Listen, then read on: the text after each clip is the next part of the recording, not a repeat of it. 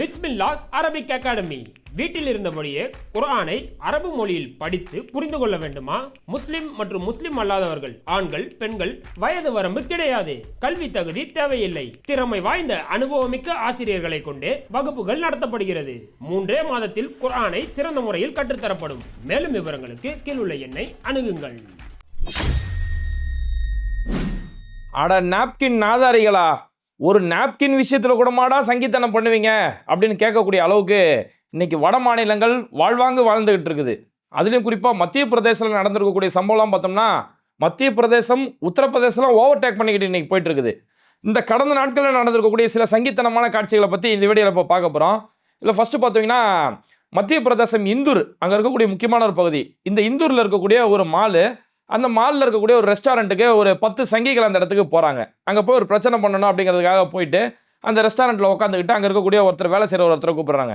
எதிராவோ அப்படிங்கிறாங்க. அப்புறம் ஏக்கியா அப்படின்னு சொல்லி அங்கே இருக்கக்கூடிய நாப்கின்களை கையில் எடுத்துகிட்டு ஏக்கியா அப்படிங்கிறான். அவர் வேலை செய்கிறவர் நாப்கின் சார் அப்படிங்கிறாரு.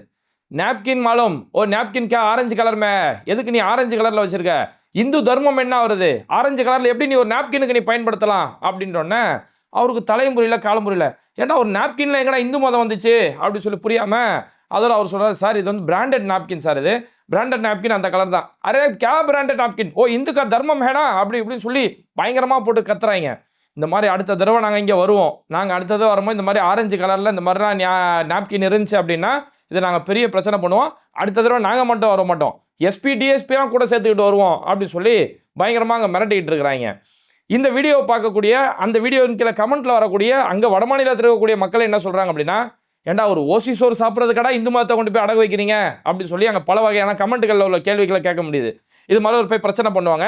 பிரச்சனை பண்ணாங்க அப்படின்னா அந்த நேரத்தில் அவங்க என்ன சாப்பிட்டாங்களோ, சார் பிரச்சனை இல்லை வேணாம் சார் அமைதியாக போயிருங்க சார் அப்படின்னு சொல்லி சாப்பிட்டதுக்கு பணம் வாங்காமல் அனுப்பிடுவாங்க அப்படிங்கிறதுக்காக ஒரு நடத்தக்கூடிய நாடகம் தான் சொல்லி பல கமெண்ட்டுகள் வரக்கூடிய செய்திகளுமே பார்க்க முடியுது. இந்த இடத்துல இந்த பிரச்சனை பண்ணது யாருன்னு பார்த்தோம்னா, மத்திய பிரதேசத்தில் இருக்கக்கூடிய கர்ணி சேனா அப்படின்னு சொல்லக்கூடிய ஒரு அமைப்பு. அவங்க தான் இப்போ ஏற்பட்ட பிரச்சனைகள் அங்கே பண்ணிக்கிட்டு இருக்கிறாங்க. இல்லை பொதுவாகவே நமக்கு தெரியும், ஒரு பிராண்டட் நாப்கின் அப்படின்னாலே அது ஆரஞ்சு கலர் தான். குறிப்பாக ரெஸ்டாரண்ட்டில் ஆரஞ்சு கலரில் தான் யூஸ் பண்ணுவாங்க. நீங்கள் ஃபாரினில் இருக்கக்கூடிய பல ரெஸ்டாரண்ட், முக்கியமான ரெஸ்டாரண்ட்லாம் பார்த்தோம்னா அந்த பிளேட்லேயே கொண்டு வந்து ஒரு ஆரஞ்சு கலரில் தான் நாப்கின் வைப்பாங்க. அது ஒரு பிராண்டடாக பயன்படுத்திட்டு இருக்காங்க. வெளிநாடுகளில் நம்ம டாய்லெட்டு போனோம்னா கூட அங்கே டாய்லெட்டில் தொங்கக்கூடிய டிஷ்யூ பேப்பர் கூட ஆரஞ்சு கலரில் தான் இருக்கும். அது ஒரு பிராண்டட், அதுக்குன்னு ஒரு கலர் வச்சிருக்காங்க. இவங்க அந்த கலரில் கூட ஒரு மத சாயம் கண்டுபிடிக்கணும், இந்த கலரில் கூட ஒரு மத அரசியல் பண்ணணும்னு சொல்லி இதை வச்சு ஒரு பிரச்சனை பண்ணுறாங்க. ஏன்னா நம்ம ஊரில் இருக்கக்கூடிய ஒயிட் கலரில் இன்றைக்கி நம்ம டிஷ்யூ பேப்பர் இருக்குல்ல, அந்த டிஷ்யூ பேப்பரோடைய பெரும்பாலான கம்பெனிகளுடைய பாக்ஸ் பார்த்தோம்னா ஆரஞ்சு கலரில் இருக்கும். ஏன்னா ஆரஞ்சு கலர் பாக்ஸில் ஒரு நாப்கினோ ஒரு டிஷ்யூவோ வந்துச்சுன்னா இது பிராண்டட் அப்படின்னு சொல்லி வெளிநாடுகளில் ரெஜிஸ்டர் ஆகிருக்குது. அதை ஒரு ரெஸ்டாரண்ட், ஒரு மாலில் நடக்கக்கூடிய ரெஸ்டாரண்ட்டும் போது நம்ம ஒரு ஃபாரின் ஸ்டைலில் அதை மெயின்டைன் பண்ணணும் அப்படிங்கிறதுக்காக அதே கலரில் கொண்டு வந்து வைக்கிறாங்க. இப்போ என் சேருக்கு பின்னாடி பார்த்தீங்கன்னா இதுலேயே ஆரஞ்சு கலரில் இருக்குது. வீடியோவில் பிரைட்டாக இருக்கணுங்கிறதுக்காக இந்த கலர் நம்ம வைக்கிறோம். இதுலேயும் கொண்டு வந்து நான் மதத்தை புகுத்துவேன் அப்படிங்கிறது இது எவ்வளோ பெரிய முட்டாள்தனம். இவங்களுடைய அரசியல் லாபத்துக்காக இது மாதிரி மதத்தை பயன்படுத்துகிறாங்க. கொஞ்ச நாள் முன்னாடி ஷாருக் கானுடைய பத்தான் படம் வந்துச்சு. அந்த பத்தான் படத்தில் நடிகை தீபிகா படுகோனே வந்து ஆரஞ்சு கலர் ட்ரெஸ் போட்டு டான்ஸ் ஆடிட்டாங்க அப்படின்னு சொல்லி அந்த படத்துக்கு ஒரு பெரிய பிரச்சனை பண்ணாங்க. ஆனால் அதே பார்க்கும்போது அக்ஷய்குமார், பாஜகவுக்கு வேண்டுதே இருக்கக்கூடிய அக்ஷய்குமார் ஒரு படத்தில் ஆரஞ்சு கலர் ட்ரெஸ்ஸு, சாமியார் உடை போட்ட ட்ரெஸ்ஸு, சாமியார் மாதிரி ருத்ராஜா கொட்டைகள்லாம் போட்டுக்கிட்டு அக்ஷய்குமார் ஆபாச டான்ஸ் ஆடுறாரு. அதுக்கு இவங்க எதுவுமே கண்டுக்கல. அப்போ இவங்களுடைய தேவைக்கோ, இவங்களுக்கு வேண்டியவங்களோட தேவைக்குன்னு வரும்போது அந்த இடத்துல மதத்தில் அப்படி ஓரமாக சைடில் தூக்கி வச்சுட்டு இவங்களுக்கு எங்கெல்லாம் தேவையோ இவங்களுடைய அரசியல் லாபத்துக்காக, இவங்களுடைய வியாபார லாபத்துக்காகன்னு வரும்போது அதை எதையுமே பார்க்காம இது மாதிரியான மத அரசியல் செய்கிறது தான் இந்த வீடியோ மூலிமா அம்பலமாக இருக்குது. சரி, அடுத்த சம்பவம் பாருங்கள். அதுவும் இதே மத்திய பிரதேசத்தில் உஜ்ஜயினி பகுதியில் இருக்கக்கூடிய ஒரு சம்பவம். அங்கே மத்திய பிரதேச உஜ்ஜயினியில் வந்து ஒரு 2 வாலிபர்கள், அவங்களுடைய பேர் வந்து சலீம், ஆக்கைப் அப்படின்னு சொல்லக்கூடிய இந்த 2 பேர். இந்த 2 பேரை போலீஸ் அடின்னு அடிச்சு இழுத்துருவாங்க. போலீஸ் அடித்த அடியால் அவங்களால சரியாக காலை ஊண்டி நடக்க முடியல, தாங்கி தாங்கி நடந்துட்டு வராங்க. இருந்தாலும் அடிச்சு இழுத்துட்டு வராங்க. இது மாதிரி 1 கிலோமீட்டர் அவங்களை அடிச்சு இழுத்துக்கிட்டு வராங்க. அடித்து வரக்கூடிய போலீஸு ஒரு கட்டத்தில் என்ன சொல்கிறாங்கன்னா, அவங்கள ஒரு கோஷம் போட சொல்கிறாங்க. கோஷம் போடு, கவு அமரா மாத்தா ஹே, போலீஸ் அமரா பாபு ஹே அப்படின்னு சொல்லு, என் பசுமாடு என்னோட தாய், போலீஸ் என்னோட தகப்பன் அப்படின்னு நீ சொல்லுன்னு சொல்லி அடிச்சு இழுத்துட்டு வராங்க. சார் அப்படி என்ன பெரிய பாவத்தை செஞ்சுட்டாங்கன்னு போது மாட்டுக்கறி வியாபாரம் செஞ்சாங்களாம். ஏன்னா மத்திய பிரதேசத்தில் மாட்டுக்கறி வியாபாரம் பண்ணுறது மிகப்பெரிய கொலை குற்றமாக பார்க்கப்படும். அங்கே அதானியோட ஹார்பரில் டன்னாக அங்கே போதைப் பொருட்களும் கஞ்சாவும் அபின கைப்பற்றப்படும். அதெல்லாம் அங்கே செய்தி ஆகாது. ஆனால் ஒருத்தர் மாட்டுக்கறியை விற்றுட்டான், ஃப்ரிட்ஜில் மாட்டுக்கறியை வச்சு வீட்டில் சமைச்சு சாப்பிட்டான் அப்படின்னா அது பெரிய ஒரு தண்டனைக்குரிய ஒரு குற்றமாக பார்க்கப்படும். அப்படி மாட்டு இறைச்சி வியாபாரம் பண்ணாங்கன்ற ஒரு காரணத்துக்காக இப்படி சரி உங்கள் மாநிலத்தில் அங்கே ஒரு வெறி பிடிச்ச தனமான செயல்கள் ஈடுபடுறீங்க, இப்போ மாட்டு இறைச்சி விற்கக்கூடாதுன்னா அதுக்கு சட்டப்படி என்ன நடக்குதுன்னா அதை எடுத்துகிட்டு போகணும். அவனை அரெஸ்ட் பண்ணலாம், பிடிச்சி உள்ளே தூக்கி கூட போடலாம். ஆனால் அவனை 2 இளைஞர்கள் அவங்களுக்கு எந்த ஒரு பாரபட்சம் பார்க்காம தரன் நாயை அடிச்சு இழுத்துட்டு வராமல் இழுத்துட்டு வந்து கிட்டத்தட்ட 1 கிலோமீட்டர் ஊர்வலமாக அவங்களை அடிச்சு இழுத்துட்டு வந்திருக்காங்க. சொல்லு கவு அமரா மாத்தாக, போலீஸ் அமரா பாப்பே, சொல்லி அடிச்சு பரப்பரன்னு ஒரு காவல்துறை அதிகாரிகளை இந்த அளவுக்கான காரியத்தில் ஈடுபடுறாங்க. இதனால தான் நம்ம முன்னாடி சொன்னோம் இல்லையா, அந்த ஒரு மாலில் கொண்டு போய் ஆரஞ்சு கலர் டிஷ்யூ ஏன் வச்சேன்னு சொல்லி கேட்கும்போது அவன் அதில் ஒரு வார்த்தையை பயன்படுத்தினான், நான் அடுத்த தடவை நான் எல்லாம் வரமாட்டேன், எஸ்பி டிஎஸ்பியோட வருவேன் அப்படின்னு ஒரு வார்த்தையை பயன்படுத்துறான். அப்போ பாஜக ஆளக்கூடிய மாநிலங்களுக்கு இது மாதிரியான சங்கீத்தனமாக காரியங்கள் நடக்கும்போது அங்கே இருக்கக்கூடிய போலீஸே உடந்தையா இருக்கிறாங்க அப்படிங்கிறது இது மூலியமா புரிஞ்சிக்க முடியுது. இதனால தான் உத்தரப்பிரதேச சமீபத்தில் இடைத்தேர்தல் நடக்கும்போது அங்கே யாரெல்லாம் இஸ்லாமிய அடையாளத்தோட ஒரு ஜுப்பாவோ தொப்பியோ புர்காவோ போட்டு யார் வராங்களோ அவங்கெல்லாம் பேரிகார்டு வச்சு தடுக்கக்கூடிய காரியத்தில் போலீஸ் ஈடுபட்டாங்க. மீறி கேள்வி கேட்டால் துப்பாக்கி எடுத்து மிரட்டக்கூடிய காரியத்தில் ஈடுபட்டாங்க. அப்போ போலீஸ் இப்பேற்பட்ட காரியத்தில் ஈடுபடுறது தான் பெரிய ஒரு வைத்தறிச்சலுக்குரிய ஒரு காரியமாக இருந்துச்சு. அவங்க 2 பேரும் அடிச்சு இழுத்துட்டு வந்து அப்புறம் அவங்க மேலே பல்வேறுபட்ட வழக்குகள் பதிவு செஞ்சாங்க. அடுத்த அராஜகம் பார்த்தோம்னா குஜராத்தில் ஒரு நடந்திருக்க ஒரு முக்கியமான சம்பவம். குஜராத் அகமதாபாத்தில் இருக்கக்கூடிய வத்வான் சொல்லக்கூடிய ஒரு பகுதி, அந்த பகுதியில் ஒரு பள்ளிவாசலில் இது ரமலானுடைய நேரம், இஸ்லாமியர்கள் இருக்கக்கூடிய ஒரு பகுதி. அங்கே ரமலான் நேரத்தில் இரவு இந்த 30 நாளுமே தராவி தொழுவு நடக்கும். அந்த தராவி தொழக்கூடிய இடங்கள்ல அங்கே இருக்கக்கூடிய உள்ளூர் சங்கிகள் கல்லை வீசி எறிஞ்சிருக்கிறானுங்க. அந்த மசூதி மேலே அங்கே இருக்கக்கூடிய கூரைகள் மேலே கல்லை வீசி எறிஞ்சிருக்கிறானுங்க. அதுக்கப்புறம் தராவி தொழுது முடிச்சு வீட்டுக்கு போகக்கூடிய அந்த இஸ்லாமியர்களை வழி மறைச்சி ஒரு இருட்டுக்குள்ள வச்சு கத்தியை வச்சுக்கிட்டு போலோ ஜெய் ஸ்ரீராம் போல் சொல்லி கத்தி முனையில எங்களை ஜெய் ஸ்ரீராம் சொல்ல வச்சாங்கன்னு சொல்லி அந்த பகுதி மக்கள் குற்றச்சாட்டு சொல்றாங்க. இந்த அளவுக்கு அங்கே வட மாநிலங்களில் ஒரு தொழுகை விஷயம், ஒரு ரமலானோட நேரத்தில் தொழுகை, அவங்களுடைய வணக்க வழிபாட்டில் கூட ஒரு நிம்மதியாக தொழுகை நடத்த முடியாத அளவுக்கு சங்கிகள் இப்பேற்பட்ட பிரச்சனைகள் பண்ணிட்டு இருக்காங்க. இவங்க இது மாதிரியான கற்கள் வீசின சம்பவத்தில் அங்கே தொழுதுட்டு வந்த ஒரு 17 வயசு பையன், அந்த பையனோட முதுகில் அந்த கல் பட்டு முதுகில் ரத்த காயமே ஏற்பட்டிருக்கு. அந்த ஃபோட்டோ என் கையில் இருக்கு.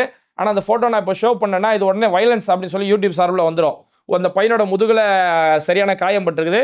கத்தி மோனையில் ஜெய் ஸ்ரீராம் சொல்லி பிரச்சனை பண்ணியிருக்காங்க. இப்போ இப்பேற்பட்ட பிரச்சனை நடந்தோன்னே அந்த பகுதியில் இருக்கக்கூடிய இஸ்லாமியர்கள் உடனே என்ன செய்கிறாங்கன்னா போலீஸ் ஸ்டேஷன் போய் கம்ப்ளைண்ட் கொடுக்குறாங்க. சார் இது வந்து இந்த ஏரியாவில் கல் வீசுறாங்க, இது உள்ளூர்காரன் தான் செஞ்சிருக்க முடியும். குறிப்பாக அந்த உள்ளூரில் வந்து சில பசங்க இருக்கிறானுங்க, அவனுங்க அவங்களோட இன்ஸ்டாகிராம் பேஜ்லேயே கூட பார்த்தோம்னா தொடர்ந்து வெறுப்பு பிரச்சாரங்கள், இஸ்லாமிய மதத்துக்கு எதிராக இஸ்லாமியர்களுக்கு எதிராக வெறுப்பு பிரச்சாரங்கள் செஞ்சுட்டு இருக்காங்க, எங்களுக்கு அவங்க மேலே தான் சந்தேகம் இருக்குன்னு சொல்லி கம்ப்ளைண்ட் கொடுக்குறாங்க. ஆனால் அங்கே குஜராத்தில் இருக்கக்கூடிய போலீஸு அந்த கம்ப்ளைண்ட்டை கூட எப்படி வாங்குறாங்க அப்படின்னா சந்தேகத்திற்குரிய நபர்கள் கற்கள் வீசினார்கள் அப்படின்னு சொல்லி தான் அந்த எஃப்ஐஆரில் இவங்க இன்னார் மேலே சந்தேகப்படுறாங்க அப்படின்னு சொல்லி இவங்க மேலே சந்தேகம் இருக்குன்னு சொல்லி அந்த எஃப்ஐஆரில் சந்தேகத்துக்குரிய அந்த நபர்களுடைய பெயரை கூட போலீஸ் எழுதுறது தயாராக இல்லை. யாரோ பெயர் தெரியாத நபர்கள், யாரோ சந்தேகத்திற்குரிய நபர்கள் இந்த மாதிரி கற்களை வீசினார்கள் அப்படின்னு சொல்லி தான் அந்த எஃப்ஐஆரில் இருக்கிறாங்க. போலீஸ் இந்த அளவுக்கு அவங்க பேரை கூட பதிவு செய்ய மாட்டாங்கன்னு சொல்லி அந்த அப்பாவி மக்கள் அங்கே புலம்பிக்கிட்டு இருக்கிறாங்க. அடுத்து இது எல்லாத்தையும் விட இன்னொரு மோசமான ஒரு சம்பவம், அதுவும் இதே மத்திய பிரதேசத்தில் நடந்திருக்கு.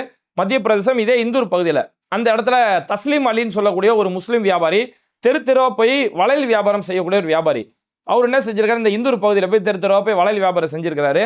அப்போ அங்கே இருக்கக்கூடிய சில சங்கிகள் வந்து பார்த்துருக்குறாங்க, ஆளை பார்க்க பாய் மாதிரி இருக்கிறானே அப்படின்னு சொல்லி அவன்கிட்ட வந்து அரே துமாரா நாம் கியா அப்படின்னு கேட்டோன்னே இவர் மேலே நாம் தஸ்லீம் அலி அப்படின்னு இருக்கிறாரு.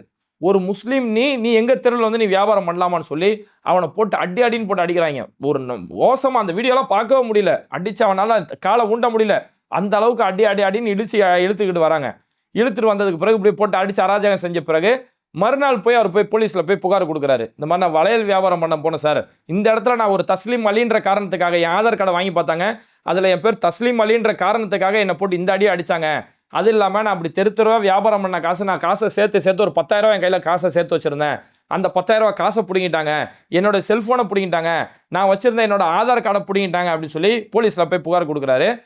போலீஸில் அவர் புகார் கொடுத்ததுக்கு பிறகு உடனே அந்த சங்கிகள் திரும்ப வந்து புகார் கொடுக்குறாங்க. என்ன பண்ணிட்டாங்க அப்படின்னா, அந்த தஸ்லீம் அலி இருக்காரு, அவர் வளையல் போட வந்து அங்கே எங்கள் கூட இந்து பெண்களை வந்து டீஸ் பண்ணிட்டாரு, சிறுமி கிட்ட பாலியல் பிரச்சனை செஞ்சிட்டாரு அப்படின்னு சொல்லி அவர் மேலே புகாரை திருப்பி விட்டுட்டாங்க. அந்த உள்ளூர் போலீஸும் அது யாரை புகார் கொடுக்குறாங்க போய் அந்த பாதிக்கப்பட்ட இடத்துல போய் உண்மையில ஒரு பொண்ணுக்கு இந்த மாதிரி பாதிப்பு நடந்துருச்சா, ஒரு பெண் இந்த மாதிரி காரியத்தில் ஈடுபட்டாரான்னு சொல்லி எங்கேயுமே போய் சரியான அளவில் விசாரிக்காம போலீஸ் இவர் மேலே பாதிக்கப்பட்டு எவன் உதவாங்கனோ அவன் மேலே கம்ப்ளைண்ட் போட்டுட்டு போக்சோ கேஸ் உட்பட போட்டாங்க. சிறுமியை பாலியல் வன்புணர்வு செஞ்சால் இப்பேற்பட்ட போக்சோ கேஸ் பதிவு செய்யப்படுமோ அந்த போக்சோ கேஸ் ஃபைல் பண்ணுறாங்க. 420 போடுறாங்க. 420 மோசடி செஞ்சுட்டான், போய் தெருவா போய் வளையல் வியாபாரம் பண்ணதுக்கு மோசடி செஞ்சுட்டான்னு 420 போடுறாங்க. அதுக்கடுத்து 471 போடுறாங்க. 471 வந்து அடையாளத்தை தவறாக பயன்படுத்துறது அப்படின்ற மாதிரி குற்றச்சாட்டு வரும், ஒரு போலியான ஆவணத்தை பயன்படுத்துறது சொல்லி 471 போடுறாங்க. இப்படி எல்லாம் வழக்கு பதிவு செஞ்சு போக்சோ கேஸும் போட்டுட்டு அவரை பிடிச்சி ஜெயிலில் தூக்கி போடுறாங்க. ஜெயிலில் போட்டதுக்கு பிறகு கிட்டத்தட்ட 107 நாள் அவர் ஜெயிலில் இருக்கிறாரு. 107 நாளுக்கு பிறகு அப்புறம் ஜாமீன் வாங்கிட்டு வெளியில் வராரு. அதுக்கப்புறம் தொடர்ந்து நான் சொல்கிறக்கூடிய இந்த சம்பவம் எல்லாமே இதெல்லாம் 2021 நடந்த சம்பவம். 2021 ஆகஸ்ட் மாதத்தில் நடந்த சம்பவம். இப்போ அவருக்கு விடுதலை கிடைச்சிருக்குது. அதனால தான் இந்த செய்தியை இப்போ நான் சொல்கிறேன். 2021 அப்புறம் 107 நாள் ஜெயிலில் இருந்தார். கிட்டத்தட்ட 3 மாதத்துக்கு மேலே ஜெயிலில் இருந்தார். அப்புறம் ஜாமீன் வாங்கிட்டு வெளில வந்தார். ஆனாலும் இந்த கேஸ் தொடர்ந்து கோர்ட்டில் நடந்துட்டு இருந்துச்சு. அதுக்கப்புறம் கோர்ட் இப்போ இந்த சமீபத்தில் இந்த கேஸை எடுத்து நடத்தும் போது நல்ல அந்த சாட்சிகளை எல்லாம் தெளிவாக விசாரிக்கிறாங்க நீதிபதிகள். தெளிவாக விசாரிக்கும் போது எந்த சிறுமியை ஒரு பாலியல் வன்புணர்வு செஞ்சிட்டாரு அப்படின்னு சொல்லி காட்டுறாங்களோ அது ஒரு போலியான சாட்சி அப்படிங்கிறது விசாரணையில் நிரூபணமாக இருக்குது. ஒரு பொண்ணு அதாவது அடிச்சிட்டாங்க, போலீஸ் பிடிச்சி போயிட்டாங்க, போலீஸ்ட்ட புகார் கொடுத்துட்டாரு, இப்போ நம்மளை அரெஸ்ட் பண்ணிடுவாங்களே, உடனே ஒரு பொம்பளை கேஸ் கொடுத்தா அவனை லாக் பண்ணிடலாம் அப்படிங்கிறதுக்காக ஒரு போலியான ஆளை செட் பண்ணி இது மாதிரி புகார் கொடுத்துருக்காங்கன்றது அந்த நீதிமன்றத்தோட விசாரணையில் தெரிய வந்திருக்குது. அது இல்லாமல் அந்த போலியா அதாவது 471 போட்டாங்களே அது என்ன மேட்டர் அப்படின்னா, இவன் ஆதார் கார்டை தஸ்லீம் அலின்ற வேற பேரை மாற்றிட்டு எங்கள்கிட்ட போலியான கார்டை காமிச்சு எங்கள் தெருவில் வியாபாரம் பண்ணா, என்னவோ இந்தியா அப்படின்ற நாடு இந்து தெருக்களில் இந்துக்கள் தான் போய் வியாபாரம் பண்ணணும் அப்படிங்கிற மாதிரி இதுக்கு இவன் என்னவோ ஐடி கார்டெலாம் மாற்றிட்டு வந்த மாதிரி ஒரு செட்டப் போட்டிருக்கிறாங்க. அப்போ போலியான ஆவணங்களை பயன்படுத்தி இருக்கிறான் அப்படின்னு சொல்லி இப்படி பண்ணாங்க. ஆனால் அந்த போலியான ஆவணங்கள் அந்த சங்கிகள் தான் பயன்படுத்திருக்கிறாங்க. அவன் அவன்கிட்ட எல்லாம் பிடுங்கினாங்க இல்லையா, அவனை தஸ்லீம் அலின்ற அந்த ஆதார் கார்டை எடுத்துக்கிட்டு வேற பெயரை மாற்றி இந்த மாதிரி எங்கள் தெருவில் போலியான ஆதார் கார்டை வச்சு வியாபாரம் பண்ணிட்டான் அப்படின்னு சொல்லி இப்படியாப்பட்ட பொய்களை சொல்லி இவங்க போலியாக தான் இந்த கேஸை கொடுத்துருக்காங்க அப்படின்ற நிரூபணமானதுக்கப்புறம் தஸ்லீம் அலியை நீதிமன்றம் விடுதலை செஞ்சிருக்கு. அந்த வழக்கில் இவர் மேலே எந்த ஒரு தவறுமே செய்யலை. எந்த பெண்கள் எடுத்த தப்பாக நடந்துக்கல, எந்த ஒரு ஆவணத்தையுமே தவறாக பயன்படுத்தலை, ஒரு நிரபராதி அப்படின்னு சொல்லி இப்போ அவரை நீதிமன்றம் விடுதலை செஞ்சிருக்கிறாங்க. அவர் அவ்வளோ போட்டு அடித்து அராஜகம் பண்ணி 107 நாள் அப்பாவிய அநியாயமாக சிறையில் வைக்கப்பட்ட அராஜகம் நடந்ததுக்கு பிறகுதான் இப்போ அவர் நிரபராதி அப்படின்னு சொல்லி விடுதலை இருக்கிறாரு. அப்போ இந்த அளவுக்கு அந்த வட மாநிலங்கள் முழுக்க மத வெறுப்போட அவங்களோட அரசியல் லாபத்துக்காக இந்த மதத்தை வச்சு அரசியல் செய்யறதுக்காக அந்த ஜனங்களை மதத்தின் பேரில் மடையர்கள் ஆக்கி வச்சிருக்கிறாங்க. எந்த அளவுக்கு மடையர்கள் ஆக்கி வச்சிருக்காங்க அப்படின்றதுக்கு இப்போ சாவாவான்னு ஒரு படம் ஒன்று வந்திருக்குது. சத்ரபதி சிவாஜியோட வாழ்க்கை வரலாறு சொல்கிறன்னு ஒரு படம். அவுரங்கசீப்பை முழுக்க அதில் ஒரு வில்லனாக சித்தரிச்சுக்கிட்டு இருக்காங்க. அந்த படத்தில் என்ன சம்பவம்னா, அந்த படத்தில் அந்த படமும் மத்திய பிரதேசம் பாருங்களேன். அந்த மத்திய பிரதேசம் எந்த அளவுக்கு ஒரு மண்ட குழம்பு போன ஒரு மாநிலமாக மாறிட்டு வருதுன்னு சொல்லி மத்திய பிரதேசோடைய புர்ஹான்பூர் அப்படின்னு சொல்லக்கூடிய ஒரு இடம். அங்கே அசிர்கார் கோட்டைன்னு சொல்லி ஒரு கோட்டை இருக்குதான். அந்த கோட்டையில் தங்க புதையல்கள் இருக்கிற மாதிரி இந்த படத்தில் ஒரு சீன் வருதான். இந்த படத்தில் இந்த சீனில் தங்க புதையல் இருக்க மாதிரி சீன் வருதுன்னு சொல்லி அங்கே இருக்கக்கூடிய அந்த முட்டாள் வடக்கானுங்க அந்த புர்ஹான்பூருக்கு போய் அந்த அசிர்கார் கோட்டைக்கு போய் நைட்டெல்லாம் போய் பூமியில் போய் நோண்டுறாங்க. என்னென்ன கையில் என்னெல்லாம் கிடையாது எல்லாத்தையும் போய் நோண்டு படத்தில் இந்த இடத்துல தான் தங்க புதையல் இருக்குதா சொன்னாங்க. நம்ம இங்கே நோண்டா நமக்கு தங்கம் கிடைச்சிடும்னு சொல்லி நைட்டெல்லாம் உட்காந்து அங்கே போய் தங்கத்தில் தோணுனா தண்டகம் கிடைக்குமா, புதையல் கிடைக்குமான உட்காந்து அங்கே போய் உட்காந்து நோண்டிட்டு கிடக்குறானுங்க. அப்போ எந்த அளவுக்கு அந்த மக்களை மடையர்கள் ஆக்கி வச்சிருக்காங்க. அப்போ அவங்க சொல்லக்கூடிய ஒரு பிரச்சாரங்கள், இஸ்லாமியர்கள் தீவிரவாதிகள், இஸ்லாமியர்கள் லவ் ஜிஹாது பண்ணுறாங்க, இங்கே நம்மளுடைய நிலங்களை ஆக்கிரமிக்கிறாங்க, லேண்டு ஜிஹாது பண்ணுறாங்க அப்படின்னு சொல்லி இப்போ என்னென்னலாம் போய் சொன்னால் அந்த மக்கள் எப்படி நம்பிட்டு இருப்பாங்கன்றது இது மூலமா புரிய வருது. அங்கே சினிமாக்கள் மூலிமா இஸ்லாமியர்கள் தீவிரவாதிகள் லவ் ஜிஹாது பண்ணுறான் அப்படின்னு சொல்லி எப்பேற்பட்ட சினிமாக்கள் எடுத்தால் அந்த மக்கள் எப்படிலாம் நம்புவாங்கன்றதுக்கு இது புரியுது. ஏன்னா ஒரு படத்தில் புதையல் இருக்குன்னு காட்டுறான், அங்கே போய் நோண்டிட்டு கிடக்குறான். அப்போ நாளைக்கு கேஜிஎஃப் படத்தை அவன் பார்த்துட்டானா என்ன ஆகும் தெரியல, அங்கே போய் கேஜிஎஃப் மொத்தமாக வரிசை ஆர்டர் எடுக்க போயிடுவாங்களான்னு தெரியல. இந்த அளவுக்கு மோசமான நிலைமையில அந்த மக்கள் படிப்பறிவு இல்லாமல் இருக்கிறதால தான் இவங்களால அந்த மக்கள் மத்தியில் மதத்தை திணிச்சு ஒரு மத அரசியல் பண்ணப்படுது. இப்படியெல்லாம் மக்களை முட்டாளாக்கி இந்த அளவுக்கு திணிச்சிட வேணான்றதால தான் இந்த தமிழ்நாடு எந்த கல்வியோட விஷயத்திலுமே நீங்கள் எங்களுக்கு திணிச்சிட முடியாது, எங்களுக்கு நாங்கள் ஒரு கல்வி கொள்கையோட இருக்கோம்னு சொல்லி இந்த தமிழ்நாடு எல்லா விஷயத்திலுமே நம்ம தற்காப்போட இருந்துகிட்டு இருக்கிறோம். இந்த புரிதல் வராத வரைக்கும், இந்த கல்வி அறிவு வராத வரைக்கும் அந்த முட்டாள் வடக்கானுங்களை யாராலையும் திருத்த முடியாது.